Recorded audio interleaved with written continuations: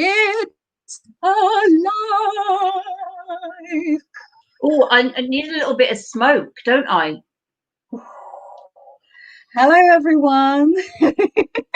Welcome to the Hermit's. No, what is the Hermit's Cave? Because I was reading Simon's name on the. What are you doing?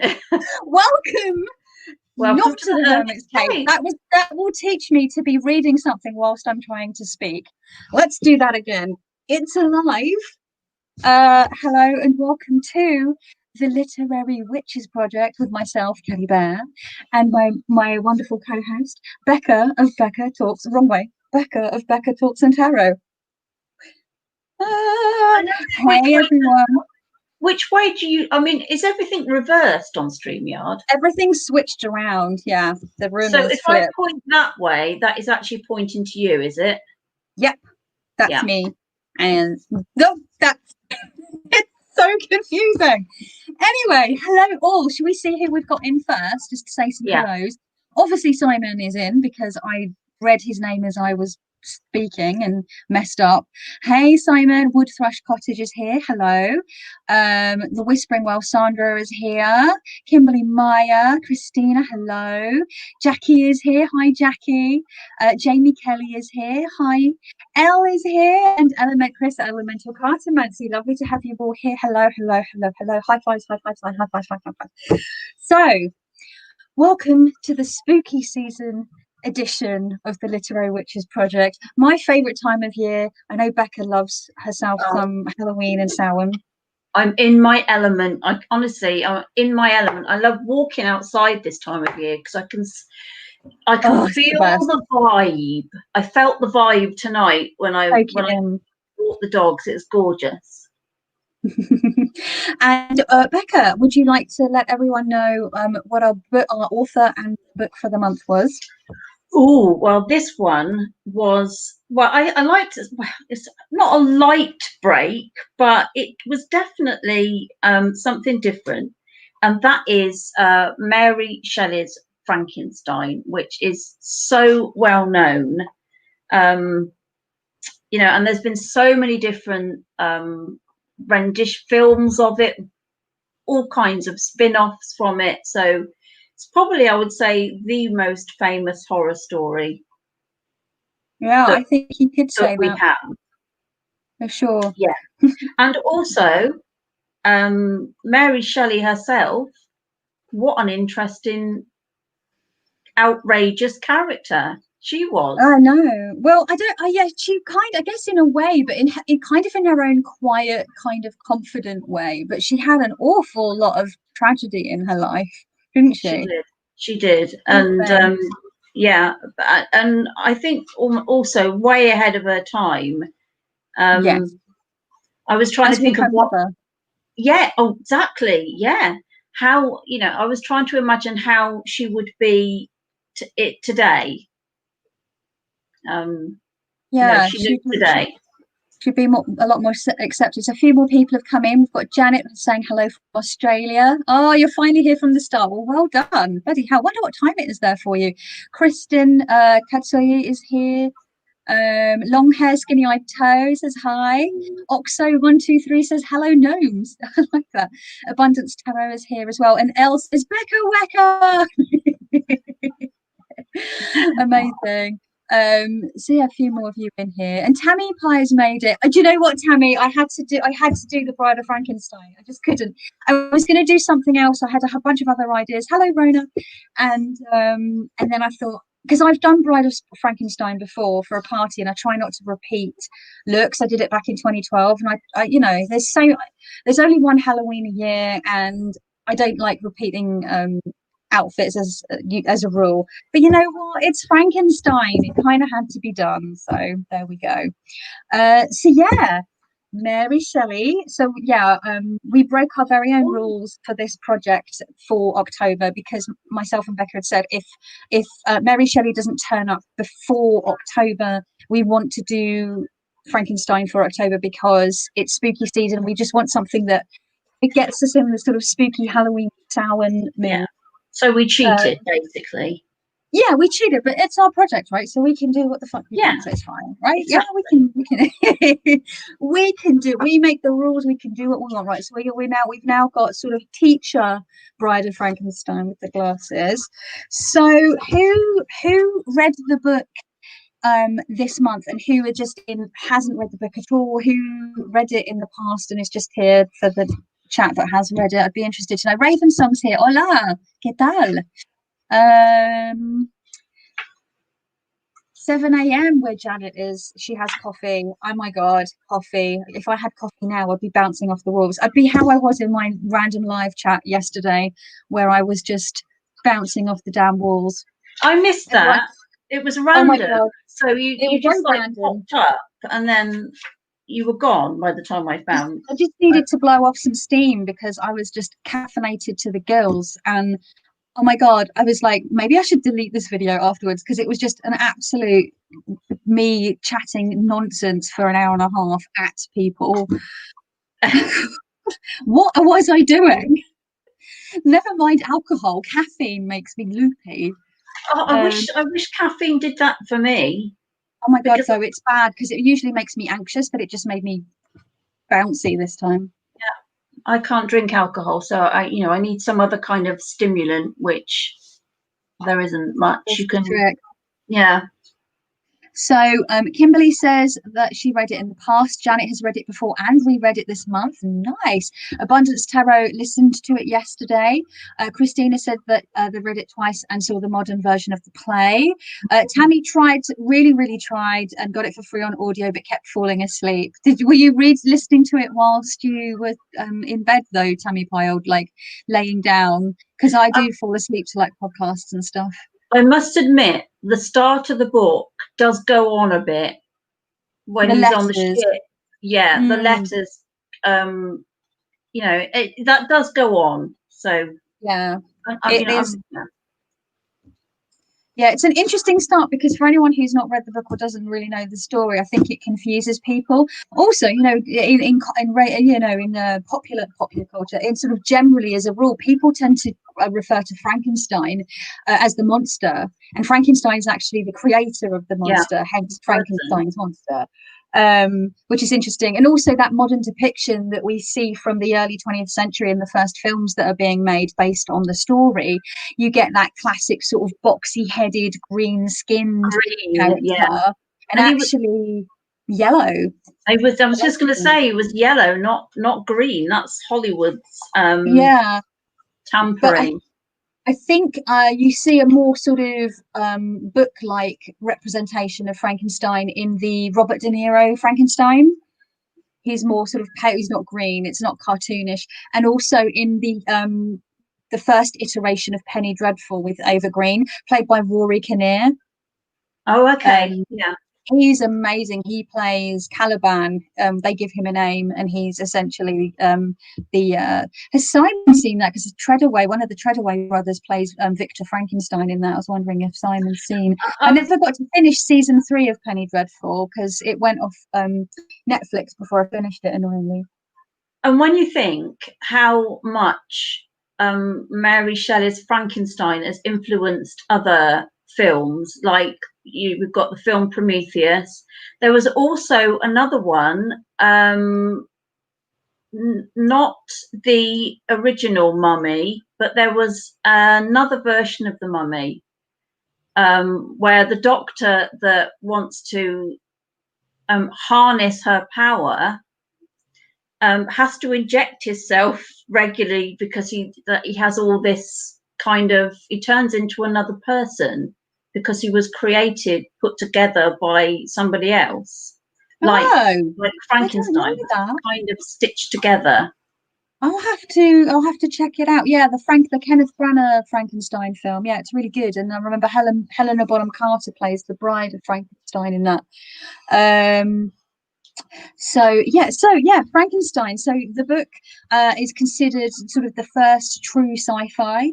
It's also a true piece of horror, gothic horror. It's also classed as a romance novel, and I don't mean romance in the sense of love, but romance with a capital R, as a sense of the romantic movement of the late 18th and early 19th century, where it was sort of eschewing the Industrial Revolution and eschewing the Enlightenment era of science and rationality, and embracing emotions, including sort of all those messy emotions and nature and wildness and all that. So it's, you can see that in the film. There's this clash between the sort of modern Enlightenment and science, and sort of the romantic nature and wildness. There's lots of descriptions of the landscapes and how beautiful it is, in Geneva, and the lakes and the mountains and the vastness of nature. So that's really cool. I was just looking that the mention about Prometheus. What the kind of subtitle of the book was like, almost like Frankenstein, the modern Prometheus. The modern Prometheus, yeah. Yeah. And that, I think, links to, because Prometheus is the titan that gave humanity fire, right? And Zeus was like, oh bitch, what did you do? No, they're not meant to have that. And obviously chained him up on a rock, and he would have his liver pecked out by an eagle every single day, and his liver would regrow every night, and then the same thing would happen over and over again until Hercules came and rescued him. That's the legend, the myth, the legend. Yeah. But yeah, Prometheus was this titan that was doing something that he shouldn't. So it's almost like Dr. Frankenstein is doing something he probably shouldn't. He's doing something that goes against God, because obviously Zeus, they're all gods, but Zeus was like the big daddy god, right? He was the MVP. So yeah, it's interesting. And also the people involved in the romantic movement were really interested in the Greek myths, because they felt that the Greeks really sort of encapsulated that idea of art and myth and nature, which is interesting, because the Greeks also are heavily responsible for things like philosophy and mathematics and stuff like that. So it was interesting that they were so into the Greeks. Yeah. But they even Percy Shelley, he wrote a play a couple of years after Frankenstein was published, which was all about Prometheus. Her mother wrote quite a lot too, didn't she? Mary Shelley's mother. Yeah, Mary Wollstonecraft was a feminist, and she wrote a Vindication for the Rights of Women.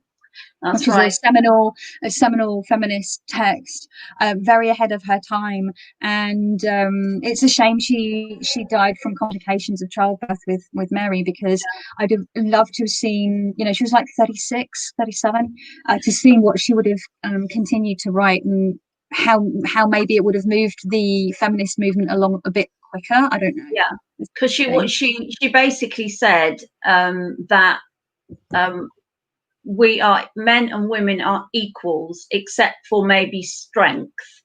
Mm-hmm. But other than that, completely equal. But then she was kind of accused of going against that, though, wasn't she? Which I thought was quite sad. I don't know. What was she? Yeah, she was. Some of her choices, but okay. Got to always criticize women. Can't damned if you do, damned if you don't, right? Can't make exactly whatever choice women make. But yeah, it's interesting. She sounded like an interesting woman. But we're all talking about aliens. Tammy Pike is alien crazy.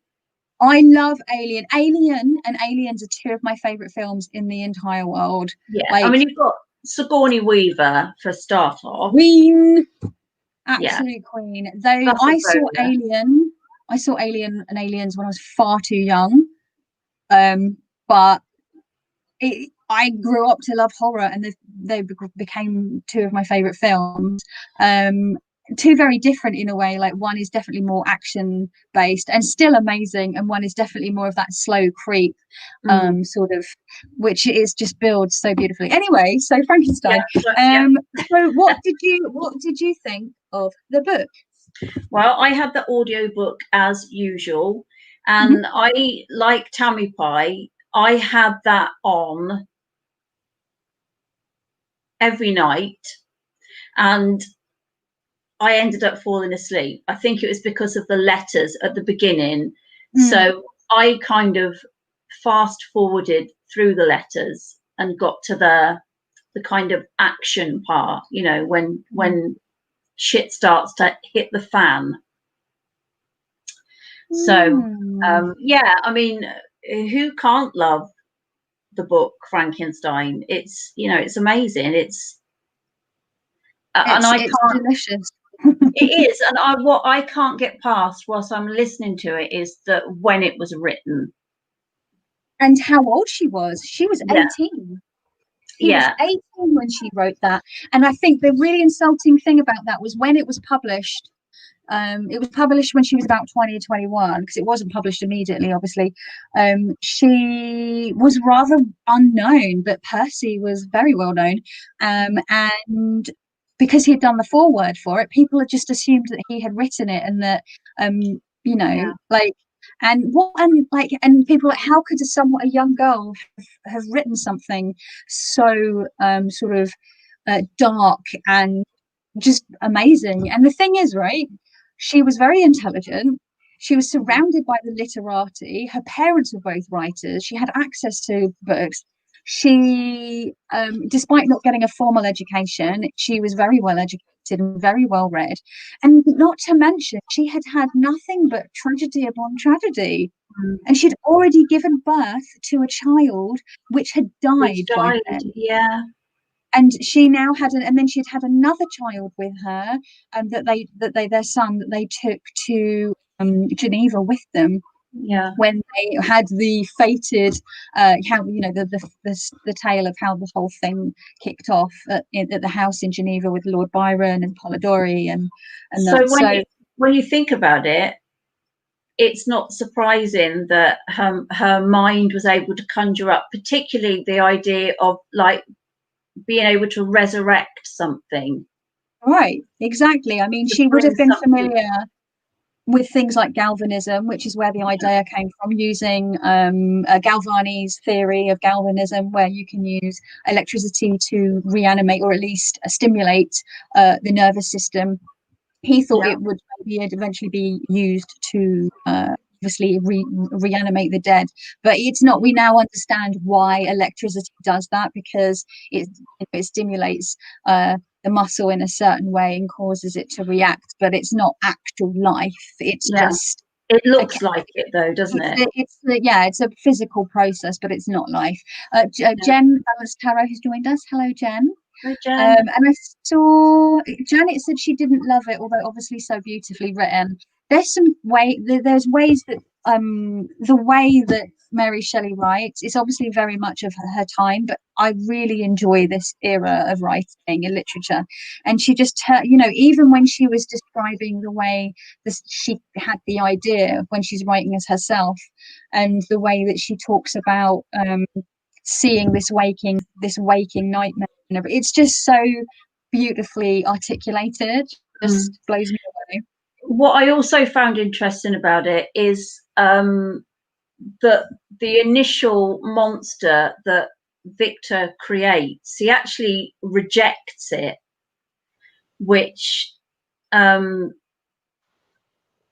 felt that reflected a lot of what had happened to her, you know, loss and that, you know, feeling abandoned and rejected, and the monstrous birth, right? Yeah, and it was in actual fact, it was a really cruel thing to do, because once you've created life, you're responsible for it, and you can't just decide, nah, I don't like this version, I'm gonna make a better one. Bit of a get. I've got some bits of the book thinged out. So there's the, you know, he's talking about how he feels like he could help humanity by you know, searching out nature's secrets and bringing life to the dead and extending people's lives and all this stuff. But ultimately what it comes down to is when you carry on reading, you realize he's actually doing it for very selfish reasons, because it'll make famous, and B, he was saying that he would have a son that would truly be his own, which no father could claim, because obviously otherwise a woman would be involved. He's like basically created life himself without any help, and you're like, God, you're such a tool. Yeah. It's really, and you know, it's really interesting. She's really clever. She, being Mary, obviously, is really clever at writing this man who is such a dude bro, when it like a geeky dude bro, but like he's just like, it's all for like the glory of it. And then you're right, as soon as he succeeds and he's played God, and then he's like, oh shit, what have I done, and freaks out, and he's left not leaving anyone holding the baby, because like he said, it would have been 100% his, and then he like, that's right, bang. Yeah. And it now had life. It now had you know, like total confusion about what it was, where it was. You know, it had nothing. It was really sad. Yeah, really, I thought so. Really sad. Yeah. That here we go. Here's a bit. So he talks about working on the project. So no one can perceive the variety of feelings which bore me onwards like a hurricane in the first enthusiasm of success. Life and death appeared to me idle bounds, which I should first break through and pour a torrent of light into our dark worlds. He's talking about, he's really bigging himself up, right? A new species would bless me as its creator and source. Many happy and excellent natures would own their being to me. So he's almost like talking about creating loads of these things, right? No father, this is what I was talking about, no father could claim the gratitude of his child so completely as I should deserve theirs. Pursuing these reflections, I thought that if I could bestow animation upon lifeless matter, I might in process of time renew life where death had apparently devoted the body to corruption. I mean, get over yourself, mate. I know, Tammy Pie, I've just seen her comment that there. She says also an underhanded dig at how poorly women were treated. So she was just writing a version of men that she'd, you know, and the control that they had in general. And now not only did they control most things about women, now they wanted to, you know, take that one thing that they could do that man couldn't, and that is carry a child and give something life. So that now they're trying to even do that. Yeah, you know. She's definitely like got an axe to grind, I think. And you know, Percy Shelley. I was looking at some like summary videos on YouTube just to sort of firm up and form my own ideas about the book and just see what other people were saying about it. And there was this one video, like this study guide video, where this woman was like, after Percy's death, there were some suitors for Mary, but she didn't want any of them because she stayed true to Percy in the memory of him. And I'm like, are you kidding me? Did you actually read anything about her life? He was an utter shit, and quite frankly, I think she was just 100% fucking done with men, because she had had birth after birth after miscarriage after birth, after like child dying after dying, him cheating on her, dragging her all over the continent. I was like, she was young, like she met him when she was 14, he ran off with her when she was 16, and he was still married and had a kid. And then his pregnant wife complete suicide because he's such a dick, and her older stepsister Fanny completed suicide, potentially because of Percy as well. Like, what a douche canoe, seriously. I just have people like Percy Shelley, and also his poetry is not that good. I'll give Byron, he was a hot mess and a dick bag, but at least his I prefer his poetry. But like, oh my god, Percy Bysshe Shelley, no. Especially because Mary is my girl. Like, I'm always like, she's the OG goth, and I love her. Yeah. So her and like Ada Lovelace are two of like my favourite 19th century heroines. Oxo123 said that the Roman Emperor Elagabalus felt he wanted to birth his own son without a wife. Well, if he was a trans man, he might have been able to do that. Yeah, but you see, it's a constant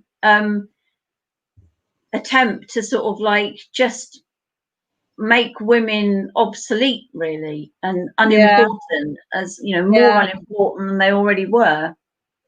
Yeah, basically you relied on men to, you know, because once Percy was dead, she relied on her father-in-law to provide money for her and her son, for Florence, because, you know, she couldn't make a huge amount of money with her writing. So it's a real shame.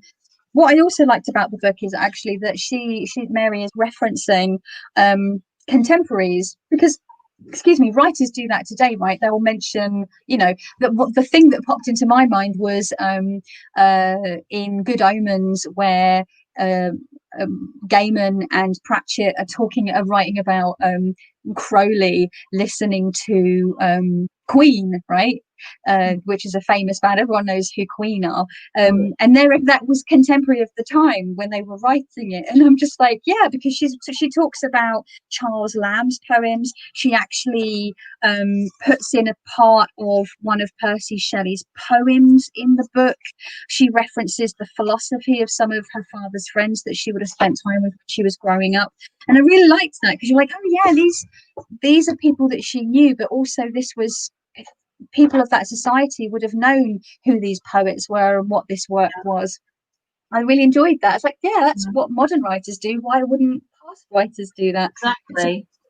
It's pretty cool. I just saw that the Craven Raven said that our name didn't appear on the cover until the second edition was printed 5 years later. And really? That very often women authors, they wouldn't get it published if it was known to be a female. So somebody else, usually a male relative or husband or whatever, would put their name on the book in order to get it published, because it stood more of a chance. Yeah. It's, and that still happens today, honestly. So I've got a lot of friends who are writers, and it's the same even now, to be honest. I've got a bunch of questions to sort of ask ourselves about the book that I thought would be good for the discussion. So let me I just came up with another question. I'm just putting it in before I forget it, because I know what my brain is like. So I thought I'd just touch on these questions and see what you think. So we've already kind of touched on that Victor sees himself as a bit of a god, or playing God, right? Yeah. Do you think he had any other motivations for like making this creature? I'm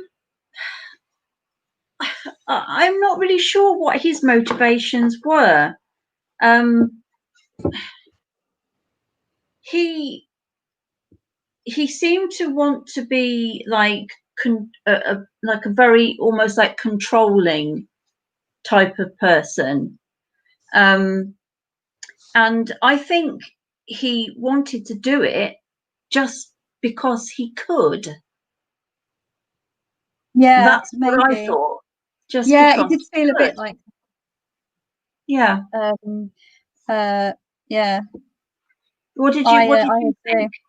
I don't know. Yeah, I think it was a little bit of like I think it was a little bit, he had a bit of a god complex, and he like I said, he dresses it up like he could, you know, would be helpful to humanity, but ultimately at the end, when he starts talking about how there would be this whole like group of creatures that would owe their existence to him, it's like, God, this is such an ego stroke for him. It's really like, yeah, it's a bit grim. Although he really did, I mean, he threw himself into his work, but he really suffered, because for 2 years he hardly goes out. He says about how he gets very emaciated because he's not eating, he's not sleeping, you know, he's exhausted. So he's really like, he's damaging his own health in the pursuit of this goal. And no wonder. So when he sees what he's done and he runs away, I think he just has a nervous breakdown, right? Like they called it brain fever then, but I think it was like a full-on but physical as well, because he'd pushed himself for so long that he just had this complete like collapse of his system that just, you know, and his friend poor Henry comes and nurses him back to health, or somewhat health. So yeah, it was like Rona says it became an obsession. It was like totally consumed by it. Yeah, you really get that idea, don't you? He's just obsessed. It's really interesting. So do you think that I mean, let's talk about the monster. I mean, the fact that he doesn't give the creature, the monster, the demon, he uses all these pejoratives to describe what he's created, the abomination. He doesn't name what he's created, which is very telling, right? He doesn't give it a name once, and names are powerful, right? So he can't even deign to name his creation. This is really sad. So how did you give it an identity? Right, he just abandoned it and it had to find its own way from the beginning. How do you feel about the creature? Do you have sympathy for the creature? Absolutely. Yeah, absolutely. Because can you imagine? I mean, the thing that I focused on was it was bits of different people. Like, and I think livestock as well. I think so it was like a monstrous combination of flesh and bone, but so all those kind of characteristics of different people suddenly found themselves alive, and the brain that was in there was reanimated. So the person whose head or brain that belonged to would have kind of jolted back into existence with maybe memories and yeah, I thought that would happen, but that's not actually touched upon when you're hearing from the creature's point of view, because I thought is he gonna we say he, like we're assuming it's a he, we don't know, but I think Victor refers to him as he or it. I think he says he, and I was thinking maybe there was going to be some residual memory, but actually there might be residual intelligence in the sense of he learns to read and write quite quickly. So there's that memory, but like actual memories of as existing as a person before, he doesn't seem to express that at all. No, but it's almost like a newborn baby, I guess, with that same kind of. But the thing that got me was I could imagine the confusion, because this creature was dead and somebody chose to jolt it out of peace and into an existence that it had no clue what was going on, where it was, who it was, what it just didn't know anything. So complete abandonment as well. So I did have sympathy for it. Yeah, me too. I also like when you're hearing the point of view when the monster is giving his account, he's really describing about how frightened he is, right? He is terrified. He doesn't know what's going on. He's very frightened. He's very confused, like you said, and he's not actually aware of what he looks like. He has no awareness that his appearance is shocking to people until he starts to encounter human beings, right? And they all sort of treat him appallingly to the point where he's like, he gives up. He stays with hiding away from that family, and he becomes so affectionate towards them, and he really wants to introduce himself, and it all goes horribly wrong, and they're just really awful to him, and it just really crushes everything, and that's the turning point, right? He's like, that's it, I'm done. And the thing, and he's also it showed that there wasn't anything actually evil or demonic. It was capable of love and capable of affection, but there was kind of like a reflection in that. I felt that in normal life with people, at some point in their existence, something will snap, and that ability, that, you know, that giving up, that kind of saying, right, okay, and that aggression, that rage that then builds, which is what happened, right? Yeah, I mean, that is interesting that you said about he become, like, it makes him, you know, angry. And because one of the questions I have here is he the monster sinful, inherently sinful, or is he made sinful by what happens to him? And I think, yeah, he has so many horrible experiences that it just, you know, turns him to... there was nothing violent or angry or anything about. All it wanted to do was to fit, to find a place, to find you know, a family almost, that an acceptance. Yeah, it was so sad, that bit. That really broke my heart. You know, the fact that he starts off as pretty much a blank slate, and he stays hiding from this family, and he learns lots, and he travels. Once he leaves there, he continues to educate himself. He reads Paradise Lost. I mean, who reads Paradise Lost? That book is long and a lot.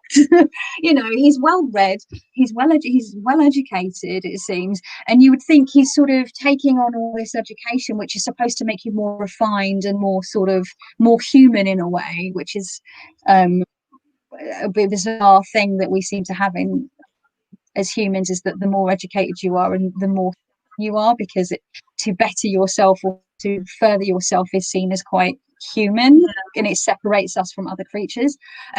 But despite all of his, you know, education and smartness, because Frankenstein says to the guy he's talking to on the ship, he's saying, don't speak to him. He says this to other people within the story because he's very convincing in his words. He gives a good argument, right? Because he's educated, and you'll be moved by him, because obviously he's speaking, when he's saying that he wants something, he wants Victor to care about him, he's speaking from his previously dead heart, right? He's saying what he really, really means. So, you know, in my view, the thing that was like glaringly obvious about that was that it actually wasn't the creature that was the demon.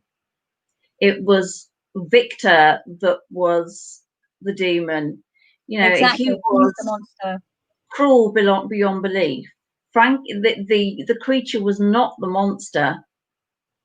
100%. I think that's really interesting. I mean, I think you can draw lots of parallels, but there's some other questions that I've got. So one of the questions was, do you think that the monster deserved his exile? Because he did do some pretty horrendous stuff.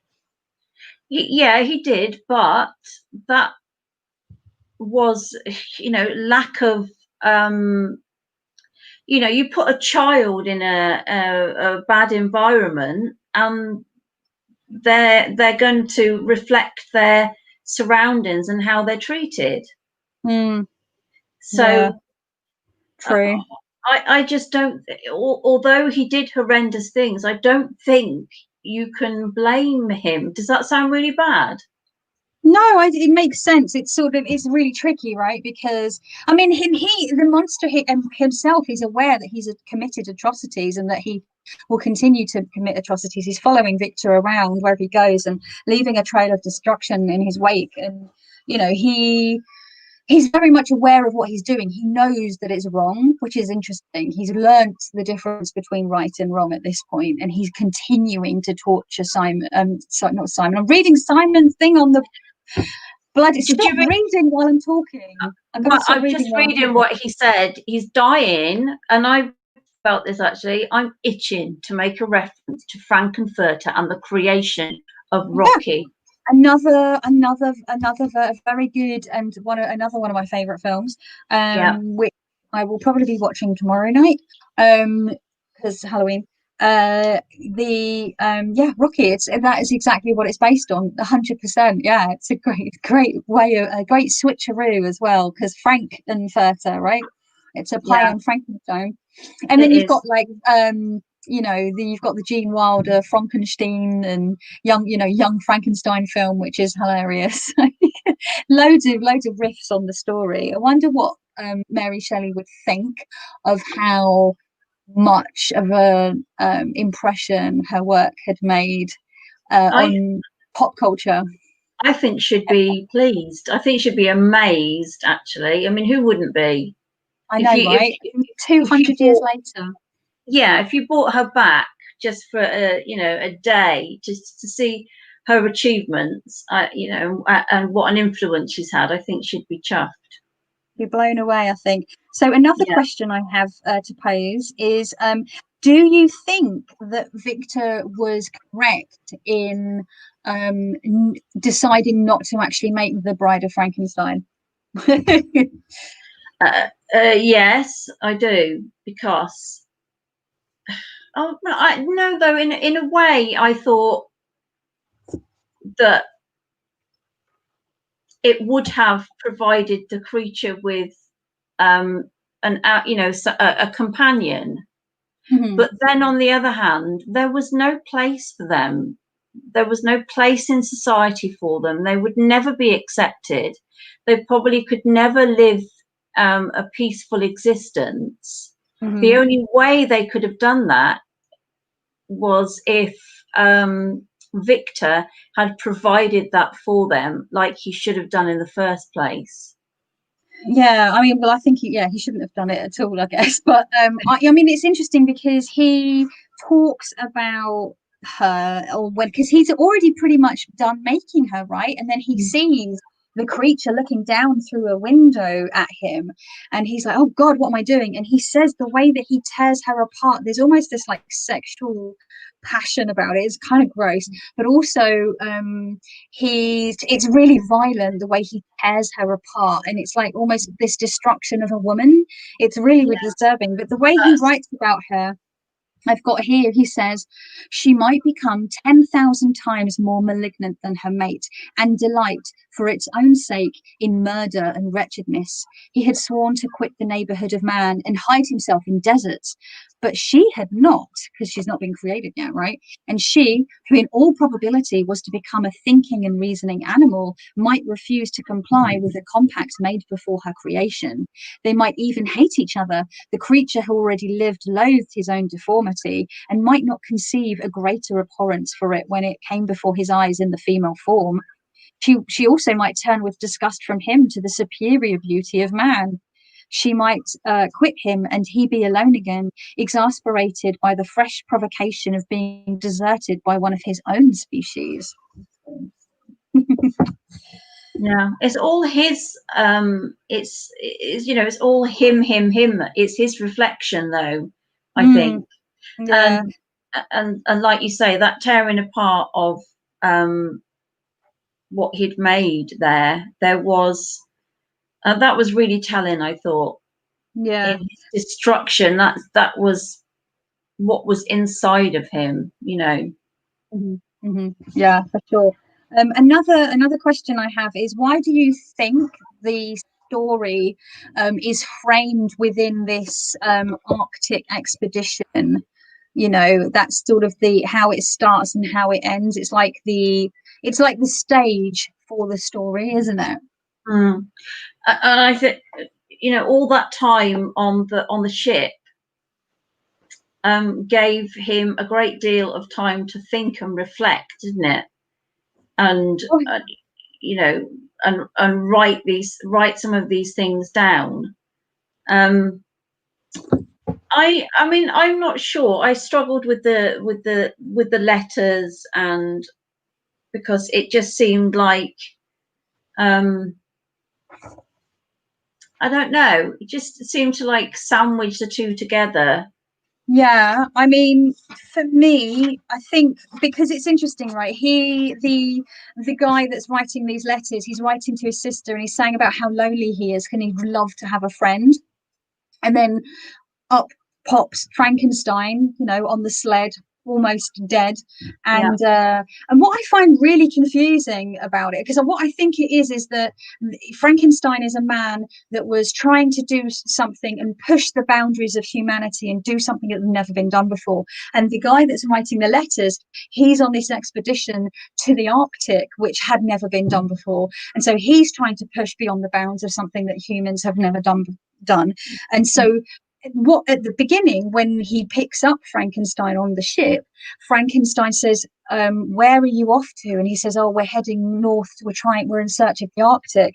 And Frankenstein says, no, you must not. Let me tell you my story so that you can understand why pushing yourself beyond boundaries is really dangerous. But then when he gets to the end of the story, the people are still trapped in the ice, and the crew of the ship are starting to get really antsy, and they're saying to their captain, this guy, can you please turn around and can we sail back, because this is dangerous, we're running out of food, we're not going to make it where we're going, we're all going to die otherwise, and we're not going to be able to go back and tell the tale, so it'll be pointless. And Frankenstein suddenly tries to rally the crew, and he's like, no, you must not be cowards, you must push forward. And I'm like, mate, like, make up your mind, what is going on? So it's weird. He wanted the best of both worlds, and he wanted the sense of conquering everything, but he constantly battled with his own kind of weakness and like patheticness. He is kind of pathetic, isn't he? That's a good word for it. He's kind of pathetic. Yeah, and that's how and I think somebody in the chat said that was back then, that was the ultimate. Exploration was the ultimate. I mean, the amount of people died climbing mountains, Everest and things, and still do to this day, right? Because Everest has got that whole zone where there's like bodies all up there because they can't bring them back down. They have to just leave them, and they use the bodies as markers, and bodies is just as long as far back as just a few years ago, not that far back at all. You've got green boots, and there's some of them are really, really old bodies, and some of them are like really quite fresh. It's really disturbing. Just kind of like climb past them. You literally do have to, and they're used as markers for how far up you are. If anyone's not sure or never heard about that, go check out Everest and the dead bodies of Everest and how they're used as markers. It's grim, but it's also fascinating, and it just shows that even really seasoned climbers have met their fate on that mountain. I'm like, I'm good where I am, thanks, I don't need to be climbing. And Rona makes a good point. She says Darwinism was being the discussion of the time as well. There was this whole thing about God and God and man. Darwin didn't exist at this moment in time, or he was a child if that was the case. His book was not released until I think it was either 1850 something or 1860 something, so that was well off, and Mary Shelley was dead by the time that book was published. But so the theory of evolution hadn't been posited yet, but the Enlightenment era had already been in swing, and so that's what the Romantics movement was about. That was pushing against the rationalism, it was against the Enlightenment, it was against the sciences. And that's the interesting thing about this book, is that it can both be, it's a tale of learning to push beyond the boundaries of what humans thought possible, whether that is a good thing or not to do. Without that, we wouldn't have certain technologies, we wouldn't be able to fly from one side of the planet to the other, and we wouldn't have the internet, and we wouldn't have smartphones. So pushing into knowledge isn't bad in itself. And isn't it interesting that now, today, we're battling with the real life versions of what Mary Shelley wrote about, like the ethics of is it right to try and harvest DNA from a dead dinosaur and try and bring it back to life? The mammoth, which exactly. Sorry, I was going to say, according to the documentary Jurassic Park, I think it would be a really bad idea. So we already know that bad on it. But the mammoth is the one that they're most likely be able to, because they've got some excellent kind of mammoth bodies.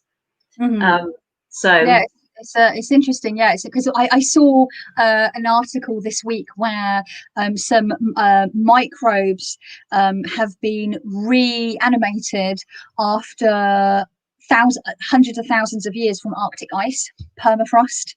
They have been reanimated. But okay, so they're like microbes, but I'm like, this is how it begins, people. This is how it begins. And also, it's 2020, so it's probably going to go bad. Can you just not? Yeah, Dottie the sheep, says Joe. So yeah, but also it's interesting because it's also it's like it can be read in two different ways. It can be read as a way of like pushing yourself. It can be beneficial, but also beware the dangers of hubris and sort of playing God. So it's an interesting, you know, and it's a horror film. It's a horror story. But the thing that is horrific to Mary at this point is the capabilities, the possibilities of the field of science, or the natural philosophies, as they would have been called back then. Science was a word, but it wasn't used as much. So, but man's curiosity, whichever age you look back in, you know, man is curious. We want to conquer, we want to achieve, we want to be the ultimate. Right. Yeah. I'm just going to go through chat and have a look to see if there's any other thing. Val's here. Hi, Val. Laurie's here. Hello, Laurie Tries Life is here.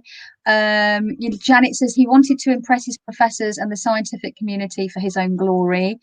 And Simon says he wanted to discover the secrets of life and death, like we all do, I guess. Well, he wanted to absolutely not so much discover them as actually just overcome them, right? Like Naomi's here. Hello, Naomi. She said sorry she's late, but you're here. We've been here for 20 minutes now, so it's like the God, you know, almost like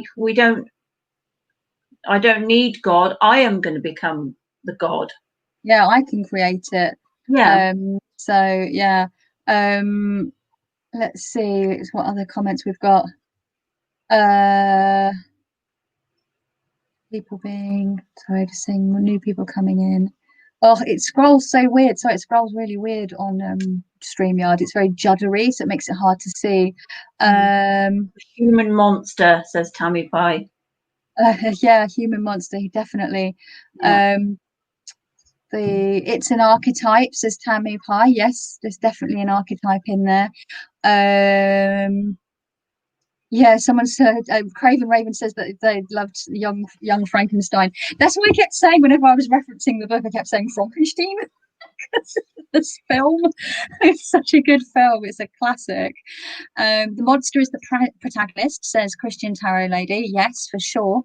Janet Hanson's talking about the Arctic expeditions. Janet says, yeah, humans conquering nature.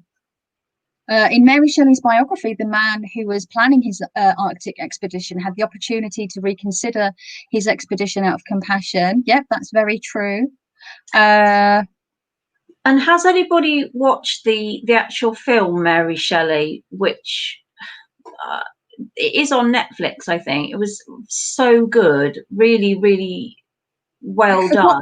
I forgot to watch it. I watched the first 10-15 minutes, but I couldn't get into it, and I kept reading reviews that it was pants, and then I was like, oh. So, but I think I will at some point. Let's see. Oh yeah, people are talking about the book Romantic Outlaws, which I've put on my my very long reading list at this point, like wish list. And there was another one that someone had recommended to me. It might have been Val that recommended it to me, the book to me. So yeah, I think I'm up to date. I'm sorry if I missed any comments. It's very hard to scroll on StreamYard. It doesn't scroll smooth like jump, and it sort of. I hate StreamYard chat. It's a bit clunky. Yeah. So the other thing I wanted to say that I really actually enjoyed, and I don't know if it was because that was, you know, I don't know if it was actually prevalent at the time, or if it's because it's written by someone that is part of the romantic movement, or if it's because it's written by a woman. But I really enjoyed the actually very affectionate way the men spoke about the other men.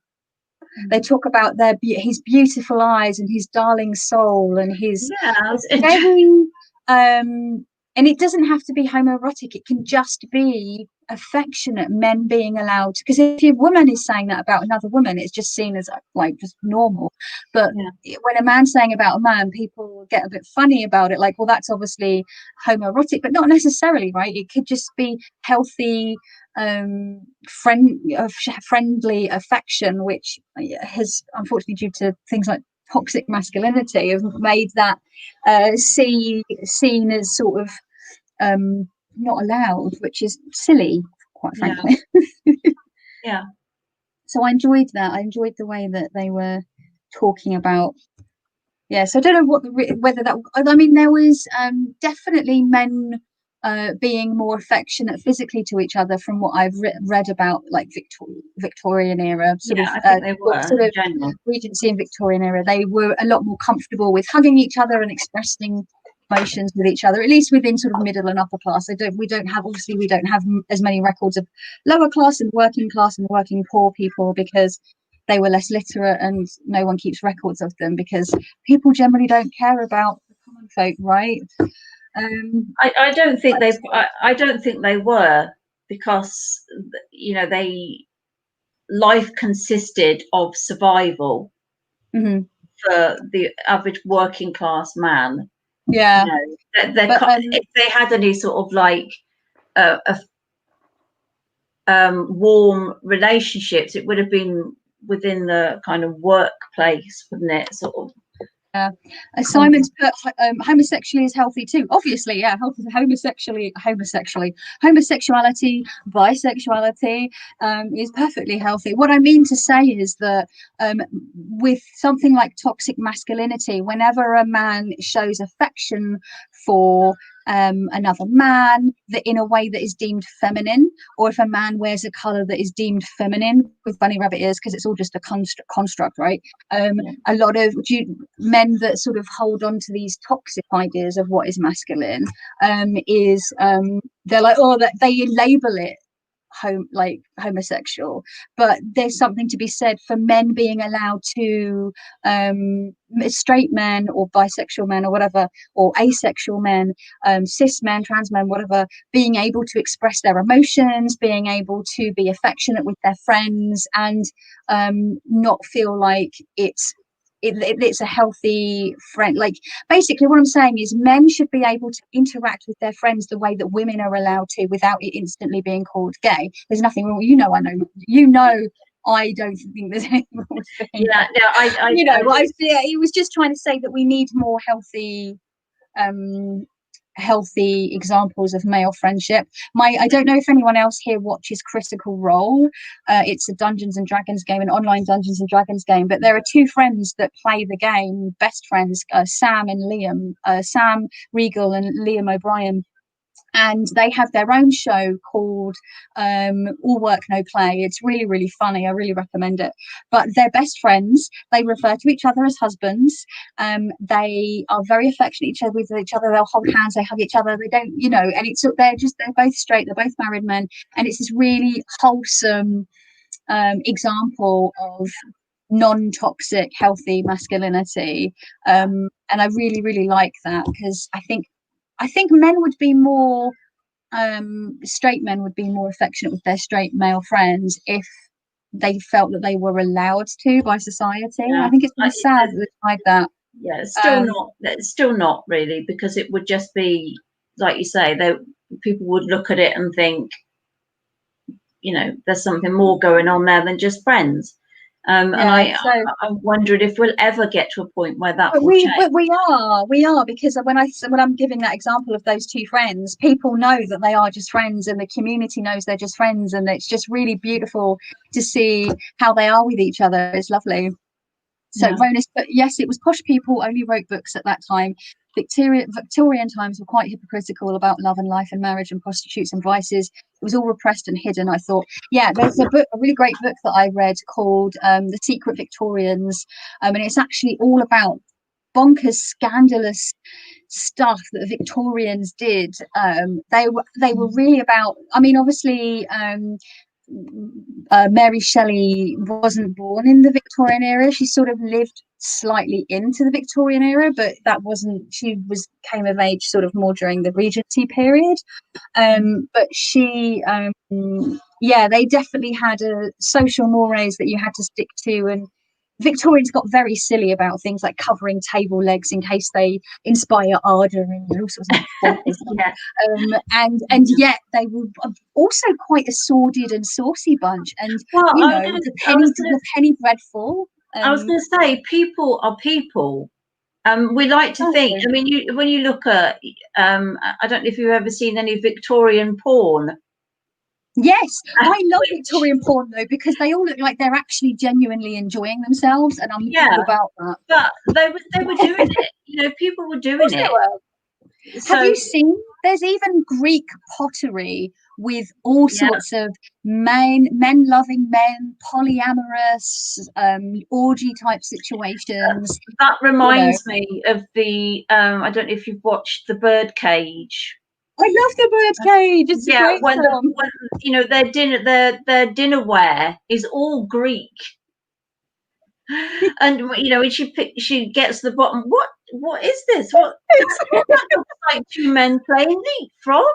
Yes, leapfrog, that's what it is. But it's interesting. I have personal experience of this because my sister used to live in Cairo. And we went one Christmas and New Year's to go stay with her, and we went to visit the tombs and the pyramids and everything of Giza, and I saw some of the hieroglyphs that were sort of up, around on some of these buildings, these structures, and there was lots of bits scratched out. And my sister's fiance at the time, who was half Egyptian, said, the Victorians and the early explorers of the early 20th century took it upon themselves to scratch off things like phalluses because it was deemed inappropriate, and that women would come and view these, come and sightsee, and it would seem deemed not appropriate for their eyes or for people's eyes. So they literally scratched off representations of penises or sex or anything like that from thousands and thousands of year-old artifacts. The fucking cheek of these colonizing dickheads just blows my mind. The cheek of it, the absolute gall. But that was a thing, and I was just like, oh my word, unbelievable. But also so believable. My God. Wow, it's 10 o'clock. That's gone really fast tonight. So fast. I feel like I've just such a good topic though. How much it just shows how many kind of issues and relevant things that come from this one story. I know, it's propagated so much, so I just think Mary Shelley would be blown away to see the effect that her work has had. It's just truly astounding, really, and just just so cool. So we only have 2 months left, folks. Wowza. Where has it gone? I know, this is this year has just disappeared, hasn't it? It really has. The most peculiar year of my life. And everybody's life, I would think. It's definitely been strange, to put it mildly. So what because I think I was the one that did the last shuffle and pick for Emily Dickinson, was I? So I think it's your turn to shuffle and pick our next author. Oh my God, this is so weird, like the last couple. I know. Let's hope we get one that isn't quite as depressing as some of the ones we've had. Oh no, some of them have, like, I didn't find Frankenstein depressing, but I did find Mary Shelley's life incredibly upsetting, you know, to read about. Like, I knew quite a bit about her, but there's a lot of the I mean, I guess, hang on, what have I got here? We haven't done the items quickly. Did you pick any item cards? I can't remember, because I did, but I dropped the box all over the floor, so everything's mixed up. I've got you go for it, and I'll talk about mine.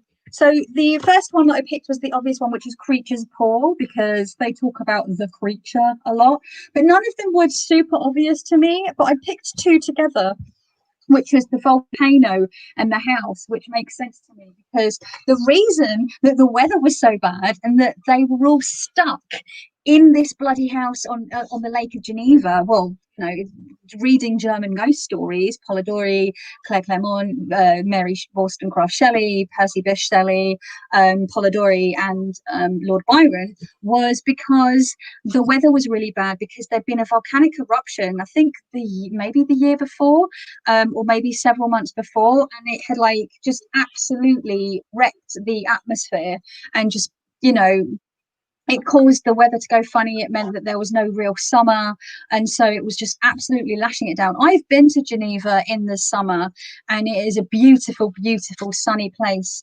Although one of the most impressive thunderstorms I ever saw in my life was at my friend's home in Geneva, my friend Caroline, and we had been for fondue, and we went back to their house. They lived at a place that was sort of just a ways up out of Geneva, sort of up, slightly up into the mountains, and you could, from their balcony, from their house, you could see Lake Geneva, like looking down on it from quite a ways. And there was this most amazing thunderstorm and lightning storm, and I've never seen anything like it in my life. It was just astounding.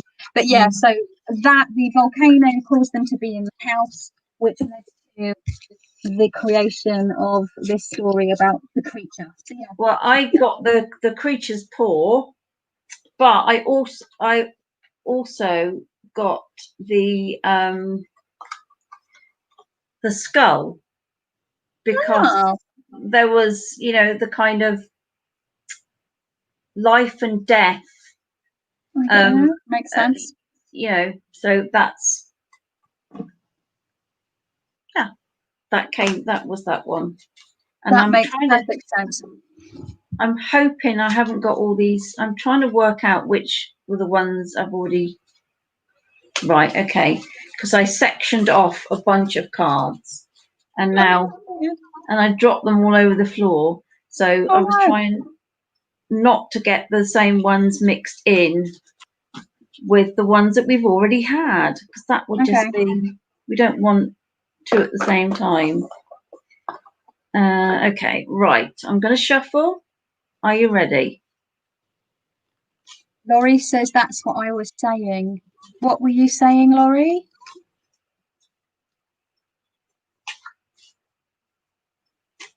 I was just looking at, yeah. What's at 10 p.m. tomorrow, Sandra? Oh, Sandra's doing a live tomorrow. Oh, I'm wrong. A wine and thingy with Jilly. Oh, with Jilly. I think I'm doing a Halloween watch party with my sister, because we're massive Halloween heads, and we were unable to obviously do our usual like party thing. So we will be having a spooky Halloween watch party, online watch party. The period of no summer. Yes, yeah, that's the reason why they were stuck indoors. Right. Oh my god. Okay. It's weird. These are the last two. It's like, drum roll, please. Please make it a good one. Okay.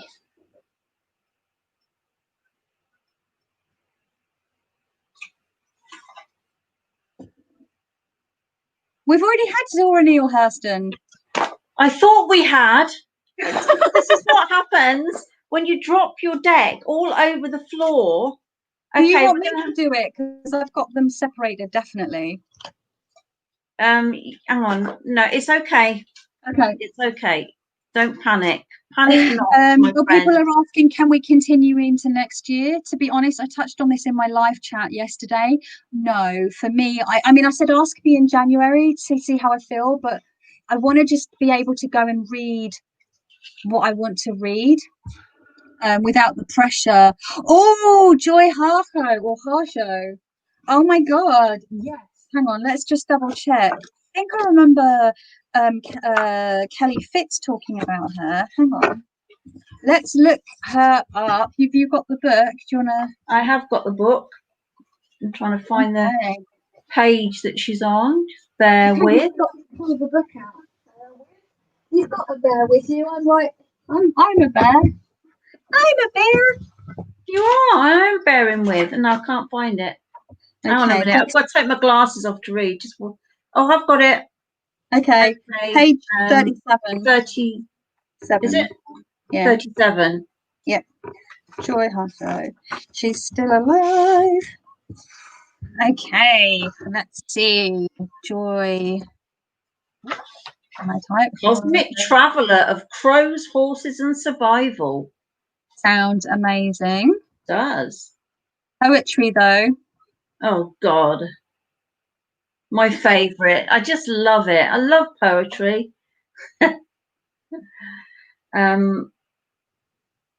Yeah, so we've got some recommended reading. Well, we can read her memoir. Okay. Domestic abuse, I'm just reading here about her life. Another cheerful one. Spiritually charged poet of wild natural imagery and urgent social activism. Award-winning saxophone player and singer. Yeah, she's still alive. So, yeah. Memoir, did you say? There's a memoir, but I don't know if I could read such a harrowing tale. I don't know about someone's life. But there's poetry. It's saying How We Became Human, new and selected poems of 1975 to 2001. That seems to be available. Yeah, okay. And then what's that? She Had Some Horses. Is that a single poem or is that? I have no idea. And that that's the Crazy Brave is the memoir. So it's a choice between the two. Or She Had Some Horses, which is another book, which is from 2009. First published in 1983, now considered classic. Oh, I quite fancy that one. She had some horses. Yeah. Okay, we'll do it then. Let's do it. Although on saying that, we've got this the other one is it's a collection through 28 years. And it's the age marked by the takeover at Wounded Knee and the rejuvenation of indigenous cultures in the world through poetry and music. So that's pretty important. I'm just reading first published. She Had Some Horses as a powerful exploration of womanhood's most intimate moments. Joy Harjo's poems speak of women's despair, of their imprisonment and ruin at the hands of men in society, but also of their awakenings of power and love.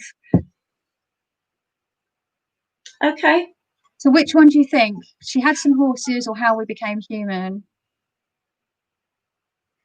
I guess that's the How We Became Human.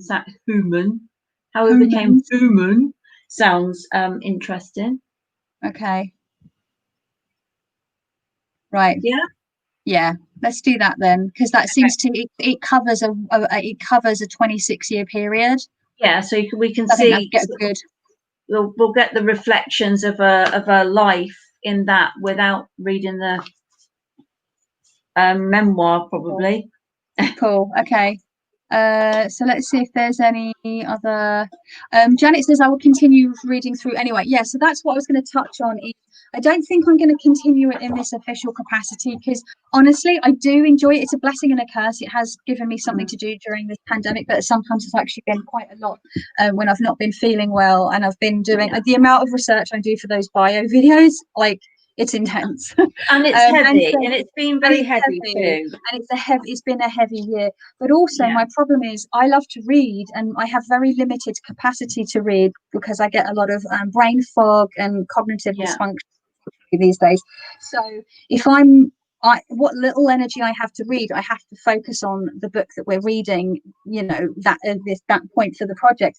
And there are so many other books that I want to be able to go and read on my list, like tons of fiction, biographies, books about race, books about you know, I'm so behind on my feminist literature, you know, that I haven't read any of the more recent books of feminist literature because you know, this year I'm really behind. So I just want to read what I want to read, and I'd usually have several books on the go and just dip into what I want to read depending on what mood I'm in.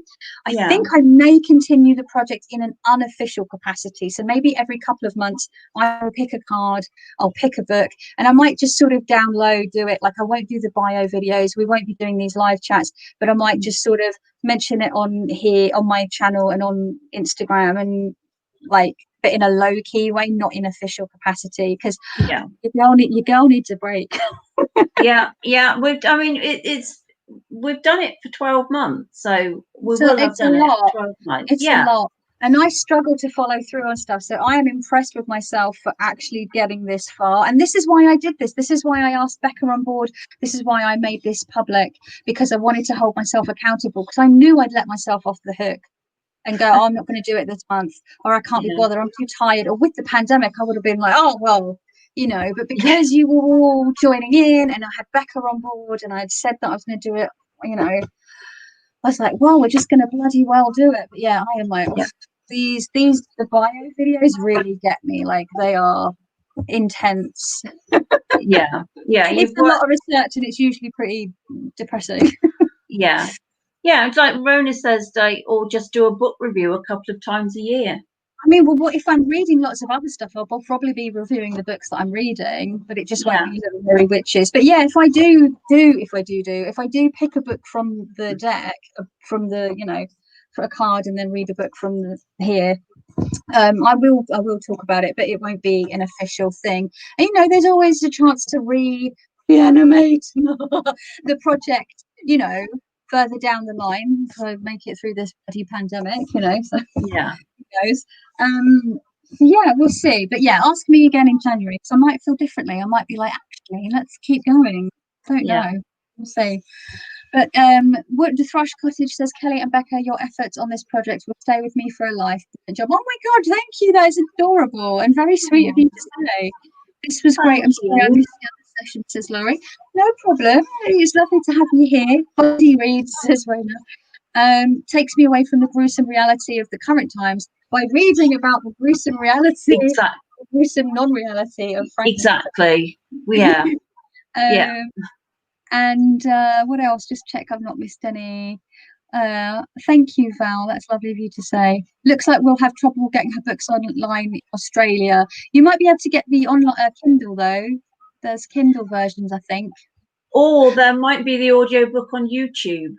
Well, it's poetry, so I don't know if they'll just read poetry. But what I'll try and do is I'll do a bit more research about her, and I will because obviously it's a whole book of poetry, and usually when we've got poetry, we'll pick like 5 to 7 poems to focus on.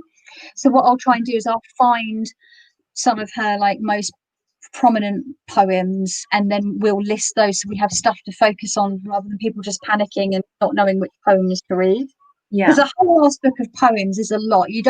Poetry isn't the kind of thing you just sit down and read cover to cover. It's something that you enjoy like a snack and sort of dip in and out of. So well, I wouldn't say enjoy.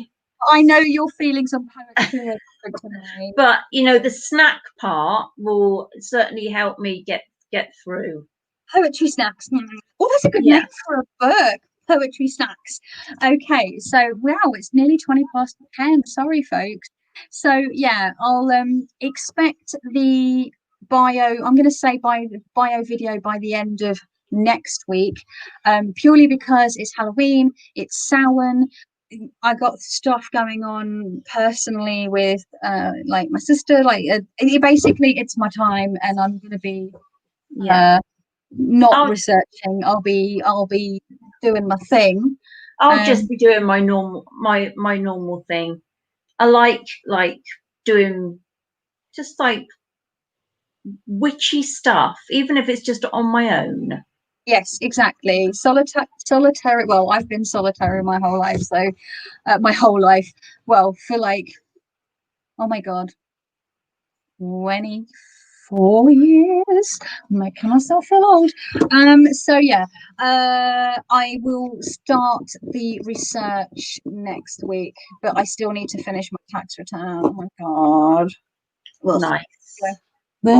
So yeah, I'm going to be doing a bit of that as well. So it's all going to be a bit much. Hit the like button, says Jackie. Thank you. So yeah, I will say thank you, Becca, again for allowing us to piggyback on your usual Friday night slot. My pleasure. And thank you for all your lovely insights, everyone, and for joining us here today. It's been a good one. I've really enjoyed this one specifically. Integrative healing with Susanna. Sorry, I missed this. Hi, no worries. And Trisha as well. I didn't see you there. You just popped in. And Brianne, love her, says so sorry to have missed this live. I can watch from the beginning. It's been a fun one. Lots of juicy, spooky. Yeah. So you all take care. Stay safe. Enjoy your Halloween, your Samhain, your Dia de los Muertos, your All Hallows Eve, however you celebrate, if you celebrate. And we will see you at the end of November for the penultimate episode live chat thingy of the Literary Witches Project. Thank you. Bye. Ciao.